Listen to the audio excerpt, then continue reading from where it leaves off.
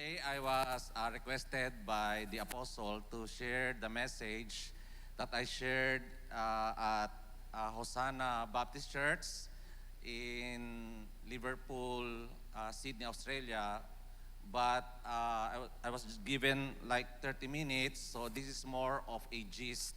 So this is not the whole thing, but a okay, summary. Okay, but not a clickbait. Click. Andiyan ba? So if you have your Bible, 2 Timothy chapter 2, verse 3 and verse 4. Endured hardship with us like a good soldier of Christ Jesus. No one engaged in warfare entangles himself with the civilian affairs of this life. So with this passage, alam natin na ang buhay Kristiyano, a Christian life is a warfare. Hindi siya a religious organization, but it's really a company of warriors. Kaya nga, right after dineclare ni Jesus, on this rock I will build my church, the very next statement na sinabi niya, and the gates of hell will not prevail.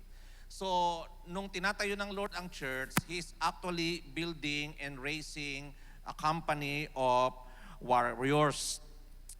And to think like a civilian, ang mag-isip bilang civilian sa kalagitnaan ng digmaan na tayo ay kinabibilangan, hindi lang ito for our disadvantage, but actually it is already to lose by default. Because we have an enemy, alam naman natin, that are so unrelenting, hindi mo mapigil, na pinagpaplanuhan yung buhay natin to steal, to kill, and to destroy. And to put aside yung ganong awareness, yun ang kadalasan nagsasadlak sa atin sa katalunan. Now, just look at this picture. Okay? Now, in current Israel, this is the situation. Yung mga sundalo, to move on with their usual engagement in life. So makakita ka ng picture, yung isang mother, dala-dala yung baby, sa isang side ng kanyang shoulder, yung kanyang firearms. Minsan naman yung tatay, grocery. Why? Because they never lose their vigilance. They are aware of the clear and present danger. Alam nila anytime pwede silang surpresahin ng pag-atake na pwede nilang ikasawi. So sila ay nagpapatuloy sa kanilang buhay, but they keep the posture of being a ready soldier to engage kapag dumating yung banta na yon. Bilang mga sundalo ng Panginoon, kung ano yung literal sa Israel, yun yung spiritual sa church. Tayo ay nagpapatuloy sa takbo ng buhay, but we never lose the posture of a soldier. Click. Kaya nga sabi ni Pedro, be alert, be on watch, your enemy the devil roams around looking for someone to devour. Lagi siyang nag-aabang lang ng pagkakataon at kapag nakita niya na merong medyo pabanjing-banjing, to say the least, sinasamantala niya lahat yung pagkakataon. That's why we are admonished to be watchful, and verse 9, be firm in your faith, and resist the devil. Now, this is not the so good news for us. Itong digmaan na to, hindi titigil hanggang huling hininga mo dito sa lupa. Or hanggang pagdating ng Panginoon, we will be in the midst of this warfare. So as believers, we must always be battle ready. Okay? Hindi yung pag nandyan yung digmaan, saka tayo bobomba, to be spiritually fit, kasi hindi natin alam when the next attack will come. So to be battle ready, number one, we must always put on the whole armor of God. To be prepared, okay, sabi ng Bible, in Ephesians chapter 6, we must put on the whole armor of God. And here's the thing, tayo ay nasa kultura na ang tao masyadong obsessed sa fashion. Lagi siyang conscious sa kanyang itsura. But the thing is, ang demonyo hindi siya impress. Kung ano yung suot mo, whether original yan, branded, or imitation, ang isang bagay na damit na kinatatakutan niya, pag sinuot, is the full armor of God. Okay? Kaya sabing ganun sa chapter 6, verse 10, a final word, be strong in the Lord and in His mighty power. So ang tunay na kalakasan natin is to be fully put on the whole armor of God. Verse 11, so that you will be able to stand firm against all, not some, not many, but all strategies of the devil. Verse 12, for we are not fighting against flesh and blood, but against evil rulers, authorities, unseen in the unseen world, against mighty powers in the dark world, and against evil spirit in the heavenly places. For the second time, sinabi sa verse 13, put on the whole armor of God so you will be able to resist. So yun lang yung posture daw natin na we are ready to actually defend ourselves and even to counter is to be fully armed with the armor. Then after the battle, you will be standing firm. Now, secondly ho, after we put on the whole battle, ang isang sundalo, dapat he is trained sa kanyang sandata. Click. Know how to use your weapon. At pag binasa ho natin yung the whole Ephesians 6, most of the armors is for defense. The helmet, the breastplate, the belt, the sandals, the shield, lahat yun is pang-defense. Isa lang ho ang pang-offense, which is the sword of the Spirit. And as a soldiers, ang sundalo ho, bago isabak, kailangan masanay siya sa military-issued weapons na ipinagkaloob sa kanya. Okay? Yung bang biglaan, hindi ka na masyado nag-iisip, you somehow gain yung accuracy doon sa hit and shoot when you use your weapon. Para siyang part na ng katawan mo na it synchronized right away kapag dumating yung danger. Kaya lagi silang sinasanay, wala pang gera, sinasanay na silang gamitin yung kanilang mga sandata. Dahil ang pinakapangunahing sandata natin is the Word of God, the Sword of the Spirit, click. In the same way, we must be trained in the Scriptures. Not only in doctrine, but to use the Scripture as the sword of the Spirit. Kaya sabi ganun sa Hebrews 5:13, everyone who partakes only milk is unskilled. Hindi mo alam gamitin ang salita ng Diyos. Maaring memorize mo, pero hindi mo alam gamitin. Verse 14, but solid food is for the mature, who by constant use, constant practice, have trained themselves to distinguish good and evil. Kaya nga, may kita natin sa life ni Lord, when He was tempted, ang kanyang pinasagot lang, it is written. No more argument, the battle is settled, the moment He spoke the word, tapos na ang laban. Okay? Amen. And right after na every temptation, it is written, then sabing ganon, sa verse 11, chapter 4, then the devil left him, and immediately angels came and began to serve him. Okay? Now, meron nung dynamic dito. When we release the Word of God as a sword, kaya nga two-edged sword eh. Okay? One deals with the soul, one deals with the spirit. Kapag ang Word of God, natutunan natin gamitin as a sword, yung isa daw, nagsisilbing tabak to judge the enemy, okay, to execute the written judgment. Psalms 149. But at the same time, yung word na nirelease natin becomes a command for the angels to be activated. Kaya nga sabi sa Psalms 103 verse 20, bless the Lord you His angels who excel in strength, who do His words, heeding to the voice. Okay? So, sa earth ho, isa lang ho ang nagbibigay ng tinig sa salita ng Diyos, ang church. Okay? At sabi ng Bible, ang angels, gumagalaw sila not by the word of God, but the voice. Okay, when you utter, when you declare, when you prophesied, when you prayed about it, so it becomes a sword to the devil, but it also becomes a command to the angels to be activated. Kaya every time na sinabi ni Jesus, it is written, it became a sword, then the angels start ministering to him. Okay? That is the dynamic. Okay? 30 minutes. Oh. So again, giving voice to the word of God becomes a sword to pierce the enemy and a command to release the angelic host. Now, marami hong life application ito. Okay? Pero dalawa lang ho yung i-address ko using the sword sa mga issues na hinaharap natin, and that is about health and wealth. Kasi lagi ito magkasama sa Bible eh.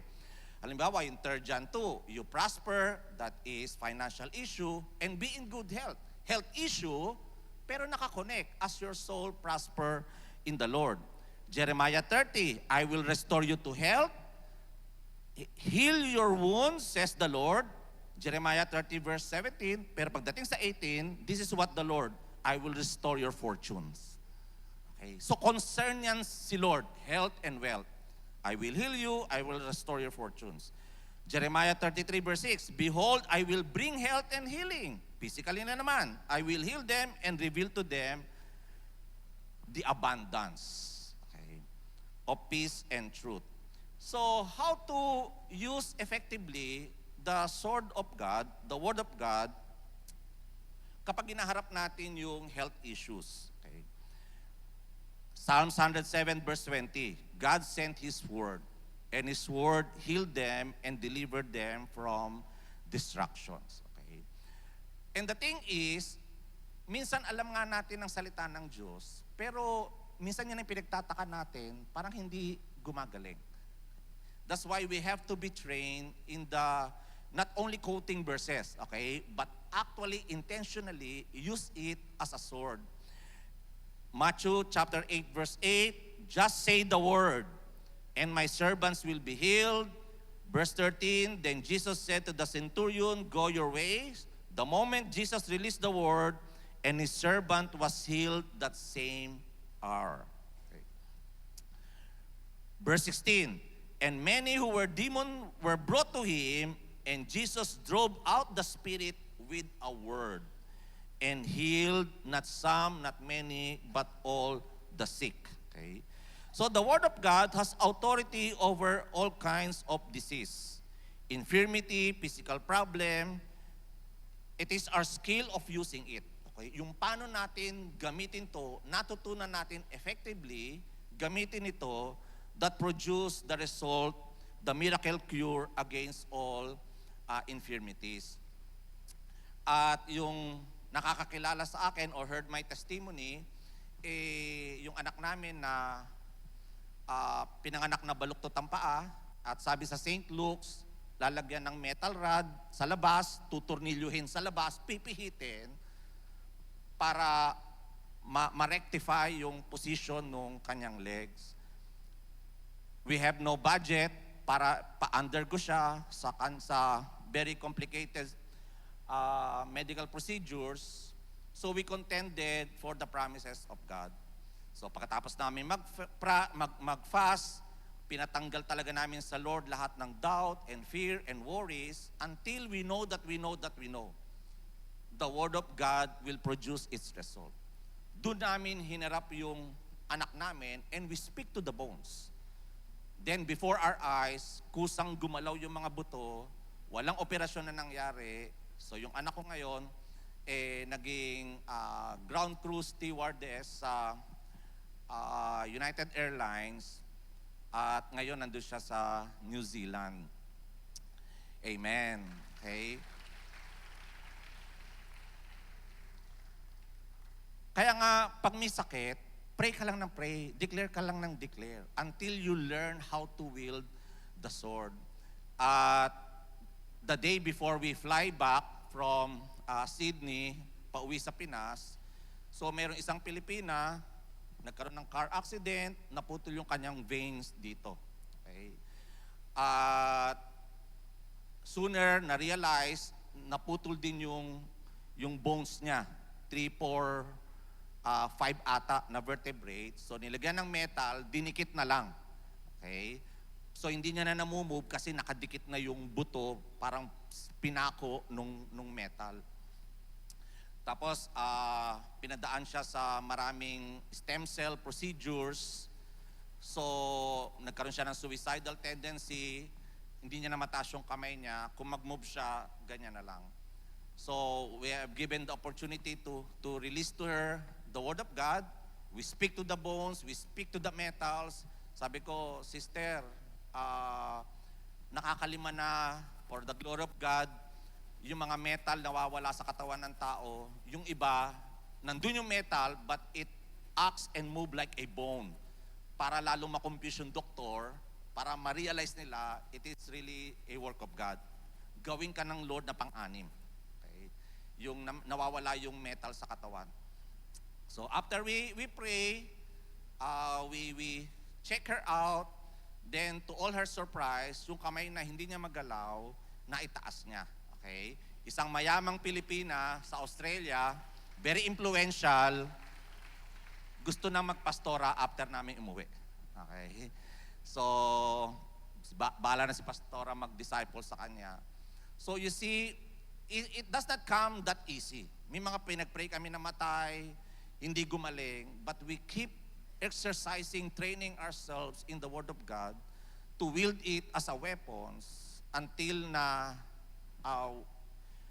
by the grace of God, by the leading of the Holy Spirit, we learn to intentionally release the Word as a sword against the enemy, but also as a command for the angels to act on the voice of God.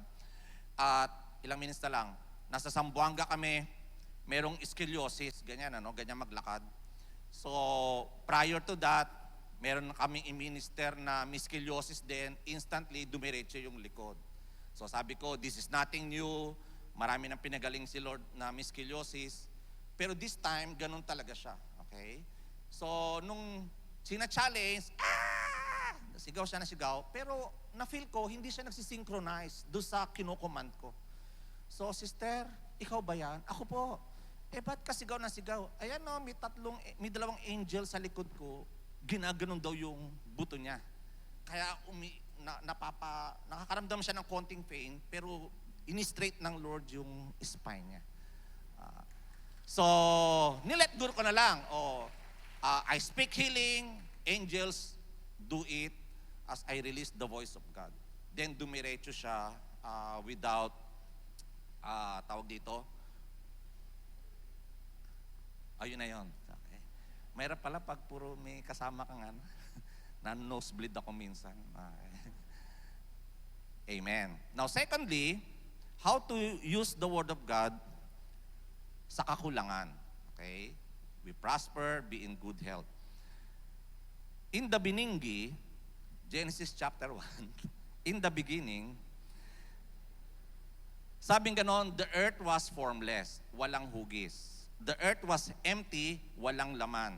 And the earth is dark, walang liwanag. Okay? Walang kulay.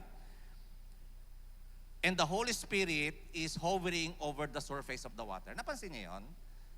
The earth was in chaos, nandun ang Holy Spirit, pero walang nangyayaring pagbabago sa earth. Until God spoke. And God said, let there be, and there was. So yung walang hugis, nagkahugis. Yung walang liwanag, nagkakulay. At yung walang laman, nagkaroon ng laman when God began to speak. Kaya nga sa Psalms 33 verse 9, when He spoke, the world was created. At His command, everything appeared. So, that's why the devil is pursuing na we don't learn to speak the Word of God. Okay. Gaya ng narinig nyo kay Apostle quoting Proverbs, life and death is in the power of the tongue. Kaya napansin nyo, yung bumaba ang Holy Spirit, ang sign nasa tongue. Kasi pinakamaliit na bahagi ng katawan natin, but it can control the condition of the entire body. Parang kabayo, kinontrol mo sa dila, pero you can direct the whole horse. Ganon din ang barko. Yung timon, ano ba tawag doon? Yung timon, pinakamalit na parte ng barko, pero kaya mo siyang i-drive sa anumang direksyon. Sabi ni James, ang dila, pinakamaliit na bahagi ng katawan ng tao, pero kaya niyang dalhin yung buo mong katawan sa sinasabi mo. That's why when the Holy Spirit came, ang sign niya nasa dila kasi gusto niya kontrolin yung buong buhay mo. Okay? Either you speak in tongue, you prophesy, you praise, it's in the tongue.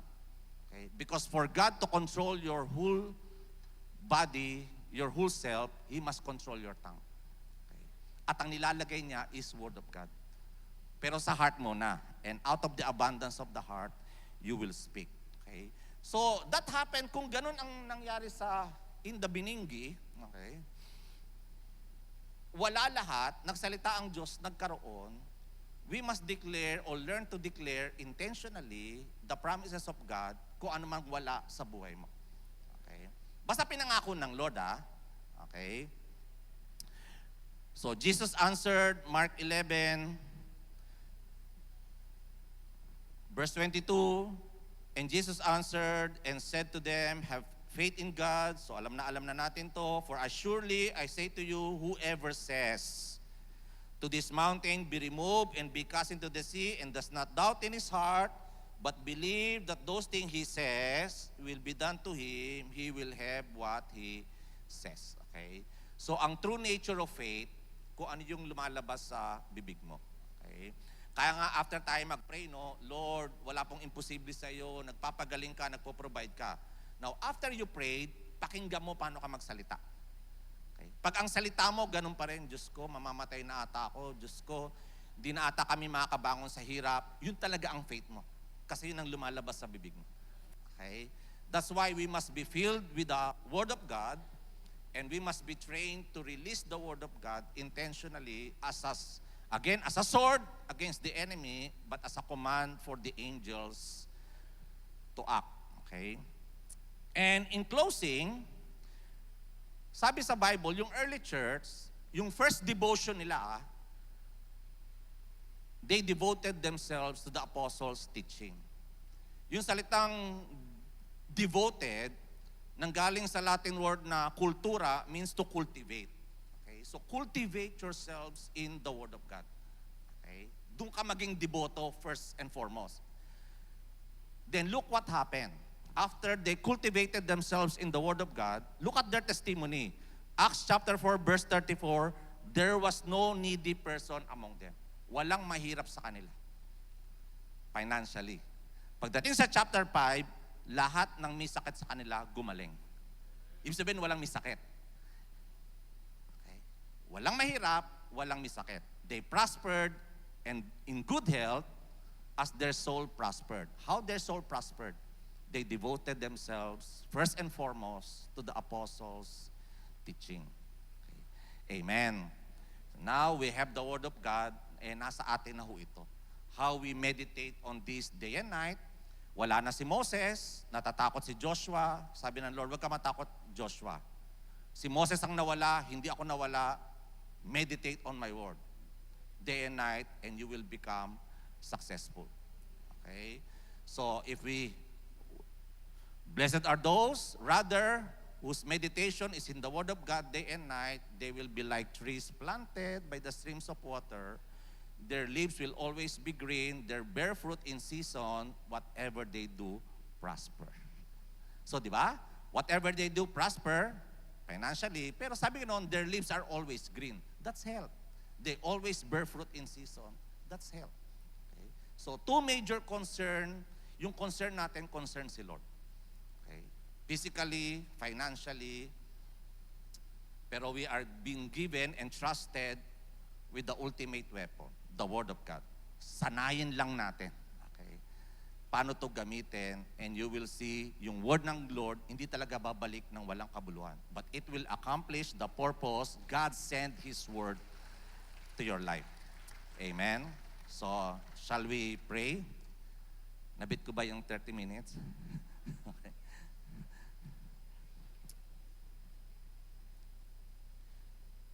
Lord, lahat kami hindi mauubusan ng needs while on earth.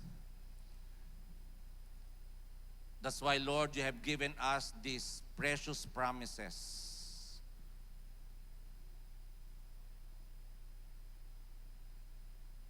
At Lord, hayaan mo po through the anointing of deliverance, mag-grow up kami from being babes, unskilled in the word, and make us, Lord God, real mature man, how to learn not only to discern good and evil, but to speak the word where evil stops and goodness comes.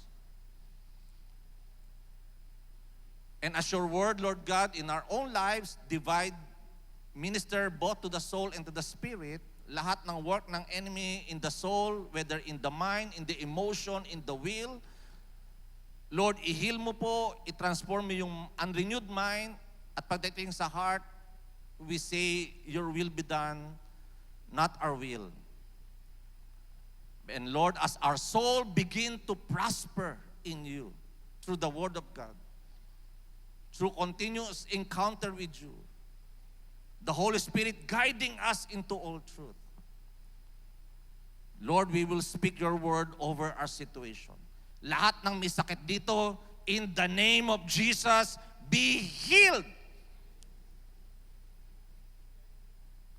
And if there's some specific action, may God release revelation, may God release instructions.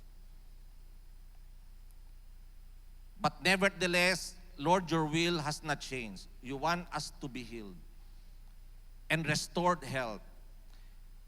And when it comes to our luck, in the name of Jesus, speak fresh word from heaven, how they will be filled. Not only meeting their needs, but Lord, having such abundance, having such surpluses, so they can become a blessing to many.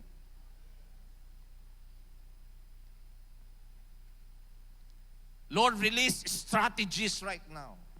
Kung saan mo sila i-bless, connect them to right people, Lord. And let there be some business ideas come to their minds, into their dreams.